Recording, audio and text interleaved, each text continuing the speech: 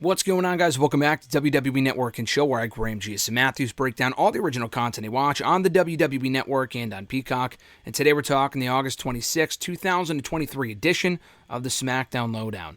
Obviously, a very tough weekend for wrestling fans between the losses of Terry Funk last week, Bray Wyatt on Thursday.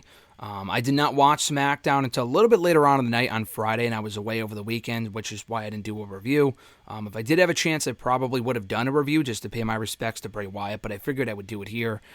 Just a shocking loss. I did a whole post up on Twitter, X, whatever, Instagram, Facebook, talking about how the wrestling world lost a real one with Wyndham, Bray Wyatt, last week, only at the age of 36. I mean, the whole thing is just tragic.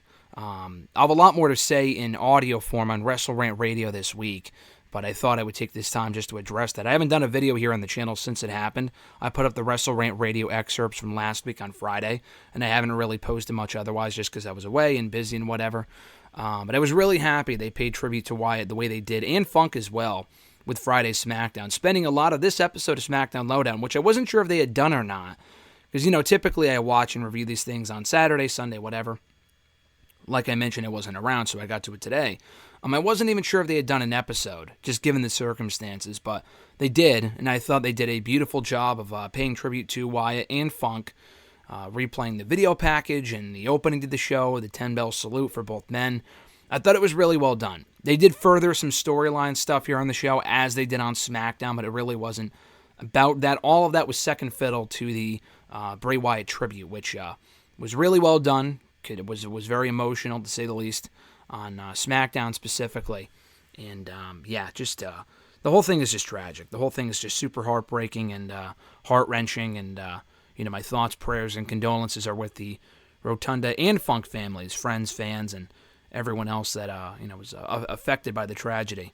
But they open up this episode, replaying the show opening to SmackDown with the 10-bell salute to both men, the rocking chair on the stage, which I thought was exceptionally done to kick off SmackDown. This episode is hosted by Matt Camp and Byron Saxton. No Megan Morant this week. There was also no Kathy Kelly on SmackDown. She was replaced this week. I don't know about on SmackDown itself, but on SmackDown LowDown, we had Kelly, I forgot her name, Kincaid? The former Ring of Honor backstage announcer. She's on Level Up now, but she used to be the host for Ring of Honor for a few years. And I forgot what, Kelly Quinn, or Quinn something, I don't know, but her new name in WWE is Kelly something. She was one of the interviews on this episode alongside Kayla Braxton as well. But they open up the episode in addition to replaying the SmackDown start to SmackDown. They also pay tribute to Wyatt. Cam talks about being a fan of his from the moment that he saw him arrive on the scene 10 years ago, and also being kind of getting a closer look at Wyatt being with WWE these last couple of years. And something I completely forgot about, or I didn't even really know actually, was that Byron mentioned that he was really close with Wyatt.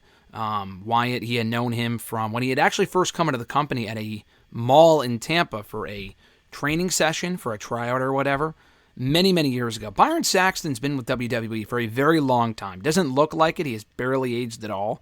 But he's been with WWE for like over 15 years.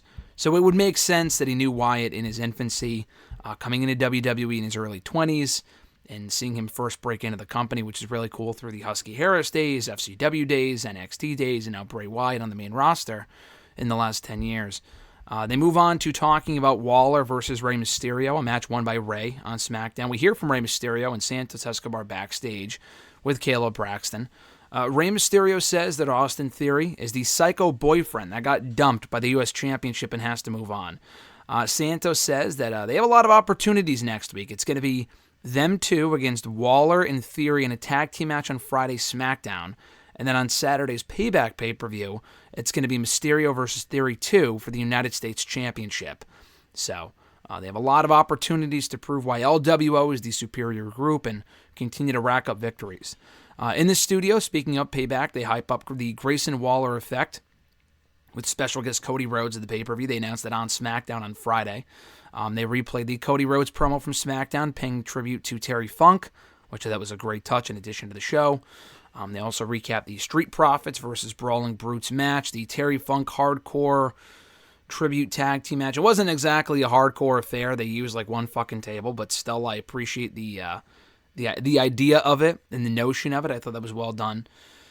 Matt Kemp pays tribute to Funk and all the success that he had in ECW, WWE, NWA, and he mentions all those promotions, WCW as well, coming back to WWE, one of the few people to be undefeated at WrestleMania, winning, I think, at WrestleMania 2 alongside his brother Dory, and then again alongside Mick Foley, like 14 years later at WrestleMania, what would that have been, 14, I think, alongside Cactus Jack in that dumpster tag team match or whatever it was, so...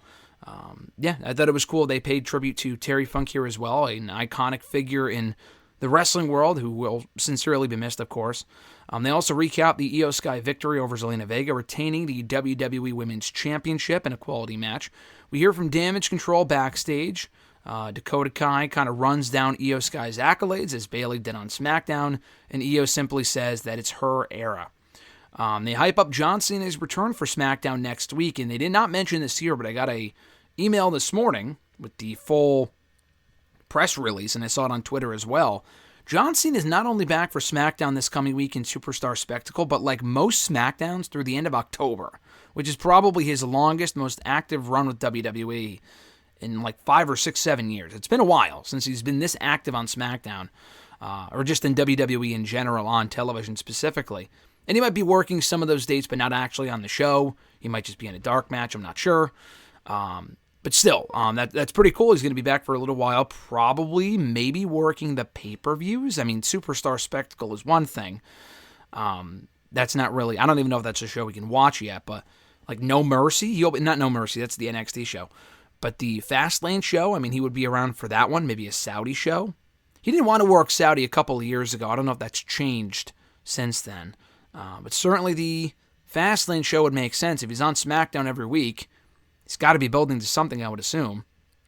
Anyway, they replay the LA Knight promo from SmackDown, addressing Miz in their match at Payback, and their just announced match at Payback, but specifically Bray Wyatt, which they don't really talk about in the studio. But that was, the best part of the show was the Wyatt stuff, and this had to do with that. But LA Knight, I thought, did a tremendous job of not only weaving in and out of character, but paying tribute to Wyatt, taking a very sensitive situation, making, not light of it, but, doing a beautiful job of paying tribute to someone who was a very pivotal part of his career earlier this year, and that without that Wyatt feud, we might not be getting the LA Knight that we do now on the main roster. That really opened up a door for him to kind of showcase his skills and begin the movement and getting him over with the main roster audience, that he was not getting those opportunities before. So, Wyatt really did a lot for his career, and that Knight is one of the few people that came away from a feud with Bray Wyatt better off than they were going in. So I thought that was a great promo. I'm glad they replayed that here. Knight did an amazing job of handling that situation. They also recap the win that he picked up over Finn Balor in the main event of SmackDown. They hype up Knight versus Miz at Payback this coming weekend, rather. And we hear from Knight backstage, kind of cutting his typical LA Knight promo. Doesn't really address Bray here, but more so Miz. Just saying that Miz, he talks about Knight being a fad and whatnot. Miz is probably just jealous, he says, because Miz was never a fad, and no one ever really cared about the Miz, he says. And that come Payback, he's going to beat Miz, put him in the backseat, and move on from there. And in the studio, they do more to hype up the match, which I'm looking forward to this coming weekend. And they close out the show by replaying the video package for Bray Wyatt that they aired on SmackDown at the beginning of the show, which I honestly, to be completely honest, I had to kind of cut up in sections and not watch in one sitting because I would have just been a fucking mess if I had watched that the entire way through. I could not rewatch it here, to be, again, perfectly honest. I did rewatch the last, 30 to 60 seconds, but I had rewatched the entire thing. I probably would not be able to do this review. Just super emotional, and again, I'm such a I'm such a softie when it comes to that stuff, so... it was super emotional. If you haven't seen it, obviously watch it. But rest in peace, Bray Wyatt. You will be sincerely missed and loved. And more thoughts on that coming on WrestleRant Radio this week. I'll have a lot more to say about Wyatt, the impact he leaves on the industry. Terry Funk as well. We already kind of talked about Terry Funk on WrestleRant Radio last week. One of the greatest of all time. But he was 79. Bray Wyatt was only really kind of getting started at 36. And just a really sad situation. Again, rest in peace, Bray Wyatt. My thoughts, prayers, condolences go out to the friends and family of both the Funk and Wyndham families, a Rotunda family, that is. Thank you guys for checking out my review of the show. I appreciate it. Be sure to like the video, drop a comment, share the video. All that support is greatly appreciated. We'll be hopefully back on track with the SmackDown LowDown review next weekend. I'm hoping to watch it and review it before the Payback pay-per-view that night on Saturday. So it's going to be a busy weekend between the Payback pay-per-view and the All Out pay-per-view on Sunday. I already have a lot to catch up on as it is. But hopefully, I'm hoping to get back on track and get things back on track with like the 2K23 gameplay videos. Haven't had a chance to record those yet, so keep an eye out for those in the coming week or so. Have a great one, guys. I'm Graham G. Matthews, and I'll catch your ass down the road.